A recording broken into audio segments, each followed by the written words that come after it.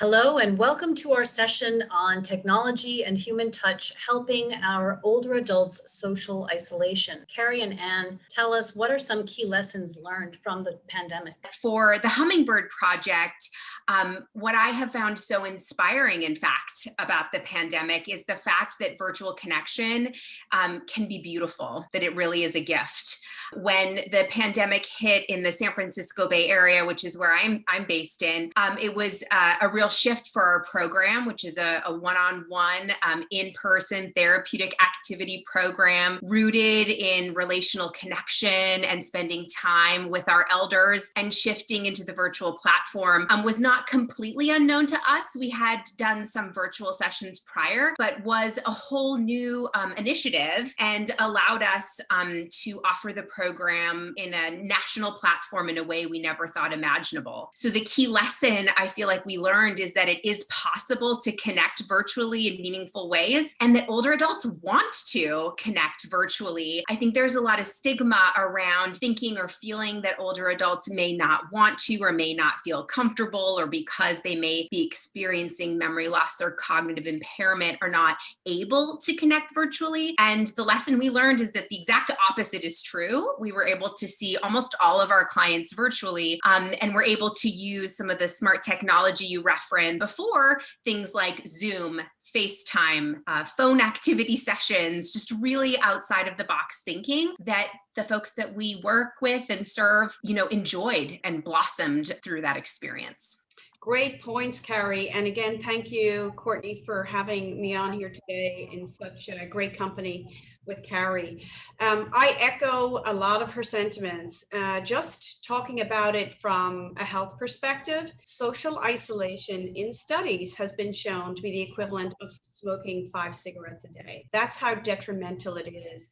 And indeed, it is a major public health initiative. It's a silent, slow killer, and it really got exposed with COVID. I, in fact, had a client that had a death of despair during COVID because she was in an assisted living facility and they were not allowing her to see family. And it was brutal. And one of the things in that assisted living facility I noticed, and that was uncovered, was that they had horrible Wi-Fi connection. And so some of the lessons learned here is that when you're shopping for assisted living facilities in the future, you better make sure you got a good signal, because these seniors, like Kari said, they want to engage, they want to connect with their kids and with their loved ones.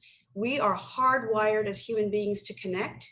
And if we don't, something inside us withers and dies. So never underestimate an older person's ability to connect and use new technology. The technology is improving every day. If a 2-year-old can use it, which they are, and you see 2 and 3-year-olds with their iPads in the restaurants, you can bet that our seniors are using it and using it very well. Don't let ageism stand in the way on that. I would also say that, we also, Kari, had to pivot, right? We were using in virtual experiences. Our program was a little younger than yours. I started this program, Mind Sense, about 2 years ago, and we had really gotten going with the in-person, and then we had to pivot to virtual. But I have great enrichment specialists. They are very tech savvy. They took up the challenge and they paved a new way for enrichment. I don't think this is going away anytime soon. I think we will have hybrid models. We'll be able to engage on a broader scale. We've learned to load iPads and make them user-friendly. We've learned to make allies with caregivers, our assisted living facility directors, to start us off on our enrichment journey with a session. So I think we've learned an awful lot. And I would say that visual engagement through this pandemic has really helped alleviate social isolation with, as Kari said, Zoom. I also saw a lot of virtual concerts bring joy. And of course, having those Brady Bunch family moments to sing happy birthday. It was very special. Thank you so much, Anne. If I can just comment on that, I so appreciate your naming the negative impact of social isolation. And I think a key learning for all of us, right, as human beings, surviving this pandemic is the negative impact it had on so many of us. And another key learning that emerged that was unexpected from this experience for us was also helping isolated older adults connect with their families from around the world. I myself had this experience as my family lives in Canada and I'm in the Bay Area, and all of a sudden we were, as you were mentioning, Anne, on Zoom in those Brady Bunch moments, gathering together multi-generational experiences through live music, through connecting on a museum. And that was not something I ever imagined would be as easy or as possible. And the beauty is it will now continue because of this experience. So as we search for those silver linings, it's something I'm really grateful for. And I'm grateful you mentioned it. Yeah, great points. So Anne, let's start with you this time. What changes do you see in the way the older population socially engages? So, like I said earlier, they want in, they want to be connected, they're savvy, they can learn, they love Facebook, they love photo sharing, they love FaceTime. In fact, I was just out at a restaurant with my husband last night. We're starting a little bit of eat-in dining, and I saw two older ladies of a certain age. I'm going to say they're 85 plus, and in between their meals, they are FaceTiming and saying, love you, look what I'm doing, love you, kiss you, but I need to go now because I'm out with my friends, but thanks for checking in. I mean, it's amazing, and this is the new 85-year-old. They love interactive games. I had clients playing chess and playing drafts and different games, and they were competitive and they enjoyed showing their prowess and they were able to adapt. They liked audiobooks. They liked Alexa reading audiobooks. And mostly, I would say they also became very proactive in expressing their technology needs, telling you, I want that. I would like one of those. I'll tell you one piece of technology, Kari, I'm noticing they're not too fond of, and this is an interesting part in care management. They're not crazy about those nanny cams being watched. So there's privacy issues that they're feeling around that. And I know it's a leverage in monitoring care.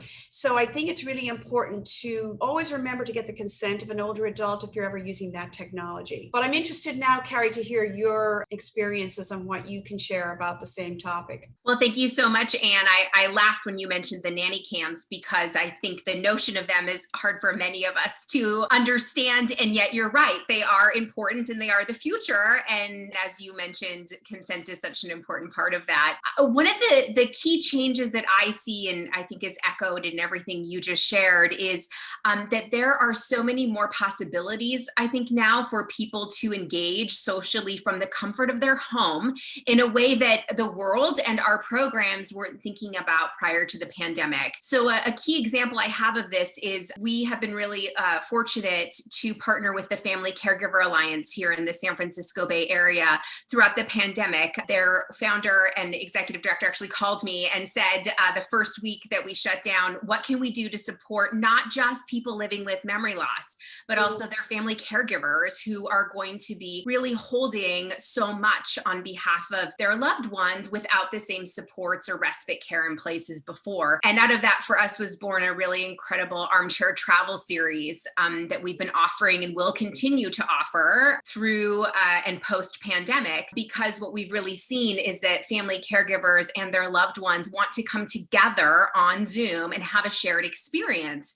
And I'm really proud of our therapeutic activities specialist multimodal approach. So bringing in the expressive arts, music, dance, poetry, legacy project, life story sharing, and kind of layering all of these engagement experiences into a shared live Zoom get together where everyone can travel together to Italy or Finland, or we recently went to the Caribbean, and really just have joy, right? And it's as much escapism for us as the facilitators as it is for the folks that we're serving. So I really feel like we're going to see older adults continue to socially engage in this way. And as one of my clients who I see on Zoom has reminded me, she loves the Zoom possibility because she can join from the comfort of her bed with her cat, which of course she could have done in person when I was visiting, but I think she feels a little bit more comfortable doing it when she just has to put the iPad in front of her face, and she's incredibly tech savvy and inspires me every day. Another engagement opportunity I want to mention that has really been brought to life in the last year or so for us has been legacy projects. legacy projects are incredibly tech friendly. And there's a lot of different programs available right now that can offer people prompts and different scripted ways to gather people's stories, or of course, just doing it on Zoom as we're doing right now is incredibly therapeutic. But I love the possibility for continued legacy project work. It's almost easier on Zoom because you can, if you have a document going and you're making notes, you can screen share, you can co-edit together, you can add and look up pictures together. The kind of lifelong learning intellectual stimulation piece is really natural on Zoom. And I just think that that is going to continue and will continue to grow as we engage older adults and ourselves in these lifelong learning projects. What great ideas, like for now and the future. That's great. So stemming from that last question, what needs to be true to support this engagement? Before I answer that question, I wanted to say, what a great creative projects that Kari just reiterated, and how important also the alliances for these organizations. I have an alliance with Can Do Tech, which is a company that pilots, programs specifically for seniors. Through a partnership with them, they've been able to make sure the technology side of things is working right, and we bring the engagement. I just was swept away by the whole sensory nature of the experience that you talk about with armchair travel, which we've also engaged in. We had a lady go to Paris, but we had croissants cooking in the oven, French music playing in the background. You can use the senses, and this is the power of really great enrichment programs that Hummingbird and MindSense are doing. And in terms of supporting engagement, I think the real key is to match cognitive strengths and abilities across the continuum of a client's place of where they are at that time. I mean a strengths-based approach in where they are in their cognitive strengths. We often deal with, dementia and the disease of the mind, but we like to think of the mind as a beautiful living place, no matter what you're capable of in terms of cognition. It's a continuum along the journey, and what's really important to do is assess where a client is along with their passions and interests and marry the two. And then that the enrichment strategies you're going to do are going to unlock some amazing potential. So with MindSense, we actually developed a proprietary strengths-based assessment tool, really easy to use. We find the engagement strategies that are likely for that client to succeed. The focus is always about experiencing joy. And technology is one of those tools that we can use to unlock and connect. Well, thank you so much, Anne. And I so appreciate, especially as a creative arts therapist, your naming of the strength-based approach. I think we're singing the same song, and I really love that. At the Hummingbird Project, we really focus on our holistic quality of life approach and on person-centered care that's really rooted in evidence-based practice. And what we know, and we're going to know more and more of, I think, in the next year, is the research on the impact of technology to enhance quality of life. It is an incredibly powerful tool, just as Anne said, and I think leveraging that and continuing to use it and to develop it is really the key to supporting engagement. I mean, in order for us to feel engaged as individuals in this world, we need to feel safe, we need to feel connected, we need to be partnered with someone who has a therapeutic and clinical background in making the connection possible and who can really see the authenticity of our lived experience. As Anne said, no matter what our cognitive level may be, right? We need to find the beauty and the joyful moments in every single opportunity. And I think what technology has shown us during this pandemic is that that's possible, and it's possible in really creative ways that we never imagined. And what I'm excited about for the future and for the future of the life enrichment and engagement field is all that's still to come.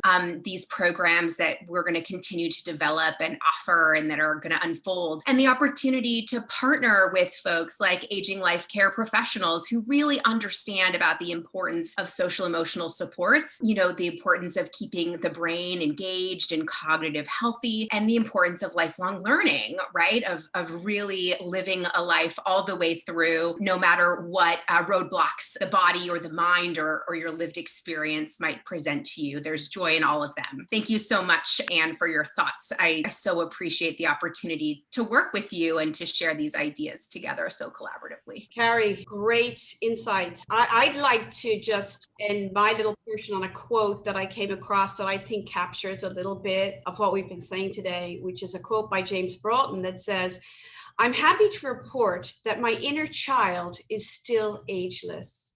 And I think technology and cognitive enrichment is a really strong tool to tap into that inner child, give it a voice, and make sure it's heard. What wonderful words to close on. Thank you both so much. Thank you, Courtney. Thanks, Courtney.